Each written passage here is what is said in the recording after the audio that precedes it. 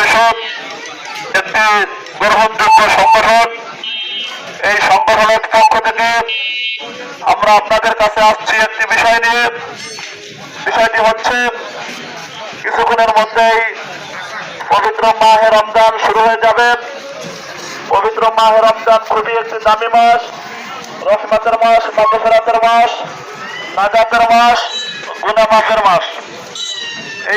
এই মাসে যদি কেউ একটি ফরজ আদায় করে, আল্লাহ রাব্বুল ইজ্জাত ওয়াল জালাল তার আমলনামায় 10টি ফরজ 70টি ফরজ আদায় করলে যে পরিমাণ সওয়াব হয় ওই পরিমাণ সওয়াব লিখে দেয়।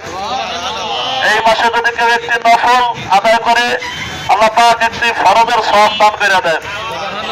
অতএব যে আমলগুলো করণীয় বেশি বেশি করব, আর যেগুলো বর্জনীয় এগুলো আমরা ছেড়ে দেব। বিশেষ করে বিদ্যারানী বাজারে যে দোকানগুলো আছে, যে দোকানগুলো চা বিক্রি হয়, পান বিক্রি হয়, ইত্যাদি ইত্যাদি ইত্যাদি খাবার পণ্য বিক্রি হয়, এই দোকানগুলো প্রকাশ্য দ্বারা বিক্রি না হয়, এইটা আপনাদের কাছে আমাদের সংগঠনের পক্ষ থেকে উদারতা আহ্বান থাকবে।